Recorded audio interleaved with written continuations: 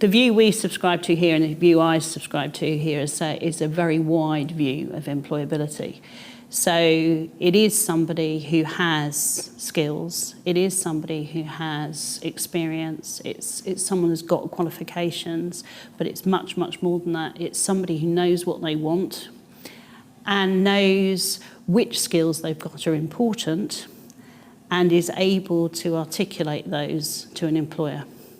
So if you look at some of the graduate skills frameworks, for example, there's more than 80 different items that appear in those.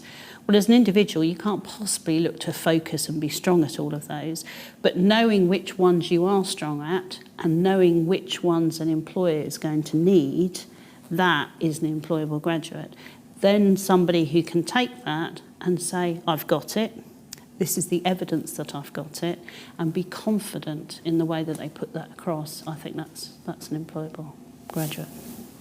In our work with employers, the feedback is that employers want them to stand out, that if they're looking for students, they can have lots and lots of applicants, and lots of applicants can meet the minimum requirements. It is really what makes the difference. How is this student or person going to make a difference to my organisation? So the term that we've come across very often is uniquely good. So students and applicants are good and employers can see that, but uniquely good is how they can make a difference to that company. And the argument I would make to students is that it's not about sameness. It's about difference.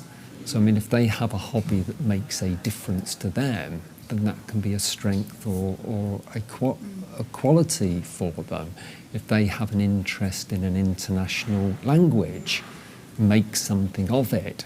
So even if your employment focus is human resource management or accountancy, the other qualities and attributes that you bring can really make a difference to you.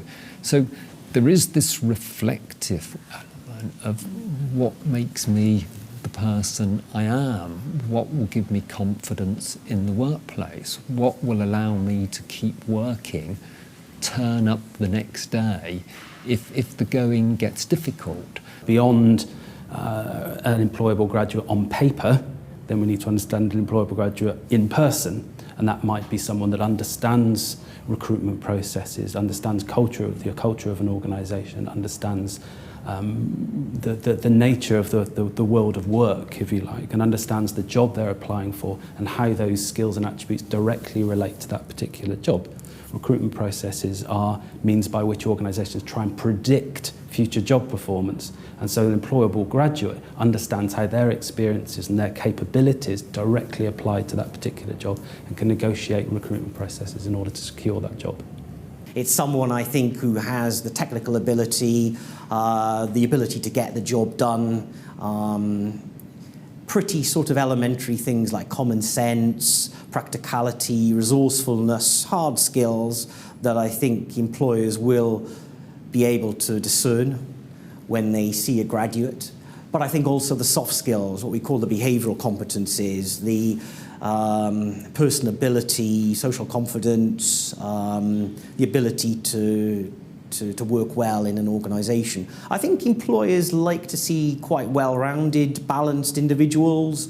I think people who are quite socially adaptive and can prove that they can work in an organisation. But they want, I think, balance. So they might value someone who's a maverick and who can think outside the box and take risks, but are those dispositions containable? Are they going to lead to the graduate going too far on their own path? So there's an element, I think, of slight conservatism amongst employers, but nonetheless, I think they're looking for a balanced profile. I think making a graduate look employable would be them having the technical skills and the non-technical skills to perform in the organisation, but very importantly, they need to have a clear understanding of what their profession entails, and they need to reconcile their own personal values with those of the profession.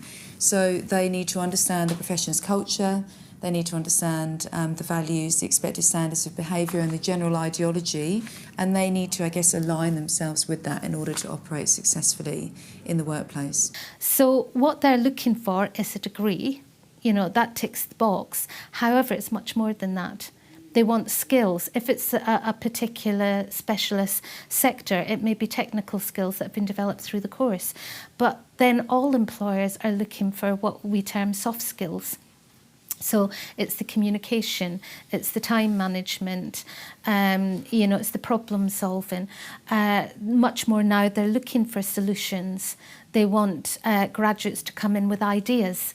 And we often hear from recruiters who take students on placement. It was absolutely fantastic because they came in with a different way of looking at things. So that innovative, creative mindset and the enthusiasm to want to look at things in a different way, that's important. And the motivation to constantly develop and to keep developing their own skill set and to help that employer, that sector move forward, that is really important.